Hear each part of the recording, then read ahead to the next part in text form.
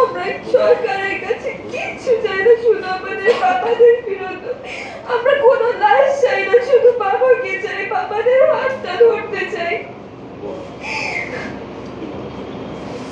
10টা বছর ধরে রাস্তায় রাস্তায় বাবার খোঁজে আছি। এখন কেন আমরা লাশ, আমরা কোনো লাশ চাই না, আমরা শুধু বাবার হাতটা ধরতে চাই।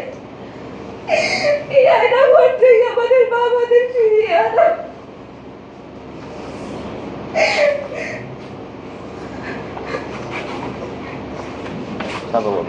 এখানকার না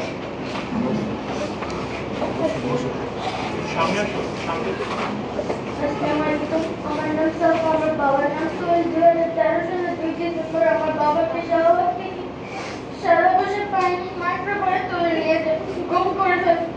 আজ পর্যন্ত বাবার হাতটা ধরতে পারিনি, ছোট থেকে বড় হয়ে গেলাম।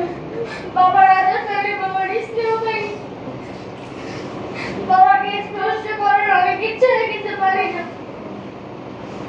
5 আগস্টের পরে থেকে মনে করেছিলাম যে বাবা ফিরে আসবে, কিন্তু বাবা ফিরে আসেনি। নতুন সরকারের কাছে অনেক চাইলাম আমার বাবাকে ফিরে দিতে। বাবা ছেড়ে বাবা লাগে না। এবার মিমের কথা শুনবো, আমাদের কাউসারের মেয়ে। আসসালামু আলাইকুম, আমার নাম লামিয়া আক্তার মিম।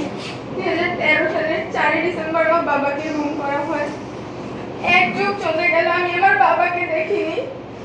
আমি কি আমার বাবাকে আর দেখতে পারবো না? আমি আমার বাবার হাতটাকে আর ধরতে পারবো না। সারা জীবন শুনতাম বাবা আয়না ঘরে আছে, ওই আয়না ঘরে তো আমরা দেখলাম তারা তো নেই। আমরা কি আর তাদের সন্ধান পাবো না? বাবার হাতটাকে আমি শেষবারের মতো ধরতে পারবো না। আমি কিচ্ছু চাই না, আমি শুধু আমার বাবার হাতটা একটু ধরতে চাই। আমি আমার বাবাকে বাবা বলে ডাক দিতে চাই।